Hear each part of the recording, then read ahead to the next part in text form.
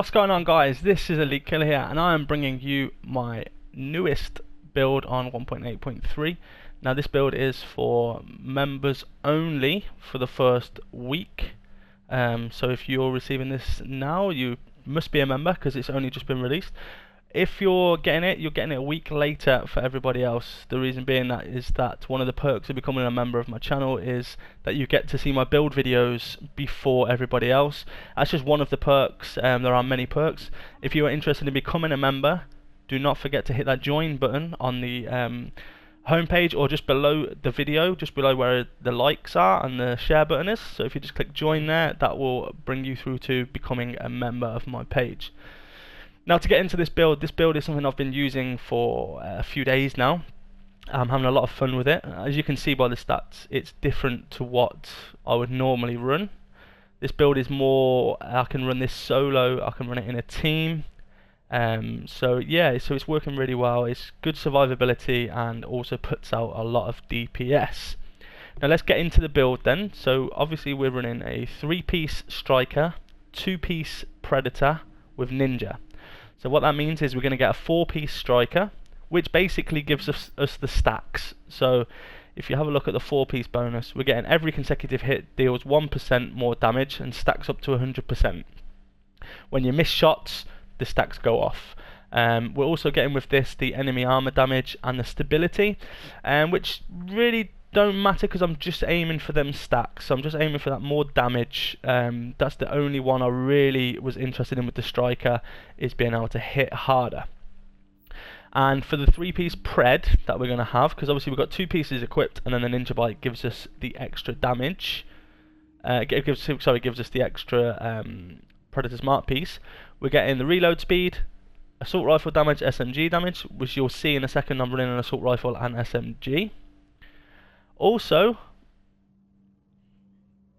the reason I didn't do the 4-piece is because the bleed would be pointless. There is fake bleed builds where you put bleed on people, they automatically pop a medkit because they think the bleed's going to be strong.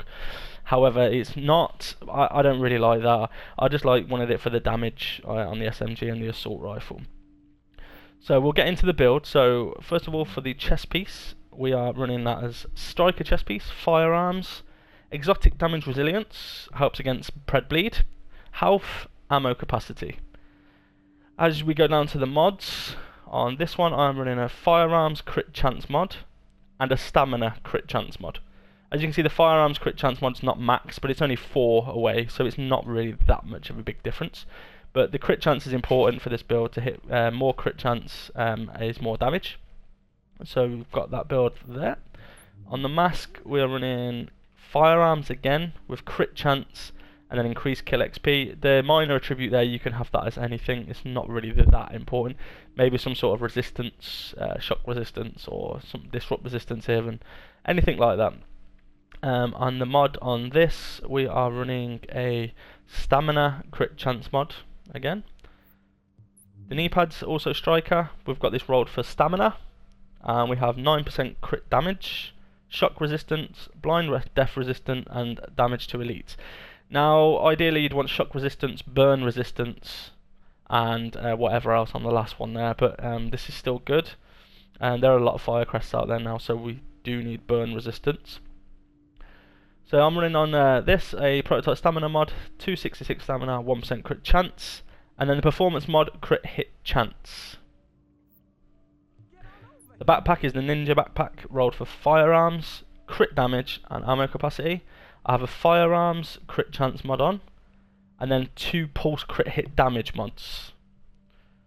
So that's going to give us that extra damage. On my gloves I'm running Predator Smart gloves, rolled for firearms, SMG damage, crit hit damage, crit hit chance. Now really I could change possibly the crit change to crit hit chance because I'm running a pulse. I could change the crit hit chance to assault rifle damage to give the secondary weapon some more power, but I like to run it like this anyway because I believe that it hits quite hard anyway, so it shouldn't really be affected that much. The holster I'm running Predator Smart holster, all the stats rolled maximum and crit hit chance. On the mod I have got pulse crit hit damage. So only 1 pulse crit hit chance, the rest are pulse crit hit damage because we'll be maxed out. On the weapon I'm using a house, 24.6k weapon damage, 23% crit chance, deadly and responsive.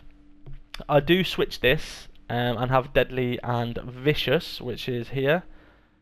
But as you can see, it's pretty much the same, except the crit chance would be higher with deadly and vicious. So I do switch between the two, deadly responsive and deadly and vicious. So it doesn't really matter that much. Some people prefer responsive, some people prefer vicious. Some people think that you shouldn't run vicious on a SMG. I completely disagree, but it is what it is. So you can run either of those. Now going into the mods that I've got: crit damage, headshot damage, crit chance, and a loud vent break. You can also use a suppressor. Small grip, I'm running the crit damage, accuracy, and optimal range. Get an extra range on the SMG. The mag, 120% mag size, 4% crit damage, 5.6% rate of fire. And then on the scope, 19% crit damage, crit chance, headshot damage. So looking at the stats of that, you can see base is 47.5% crit chance, crit damage 136%, which is max. So with the vicious on the other SMG, on the other house, it would be 57.5%, which is nearly maxed itself. So I've put it down so I can use responsive on here. Enemy armor damage 10%. The rest of the this is not really important. It's just general what you normally have on your build. Then I'm running a lightweight M4 as a secondary, so when it's a bit more long distance, I'm running deadly, unforgiving, and competent. And then the mods, I'm running mag size, crit chance, rate of fire. The optics, crit chance, headshot damage, accuracy. The loud vent break, crit damage, headshot damage, crit chance. And then on the grip, crit damage, reload speed, and stability. Just a little bit of stability on there. It's not major, but it's nice to have a little bit. And then my stats are 31.5% crit chance on the lightweight M4 even, and 112% crit damage. But that will go up with the pulse. And if you're working in a team, hopefully someone's running a pulse build, you can switch to a box and let them do the pulse, which is more powerful.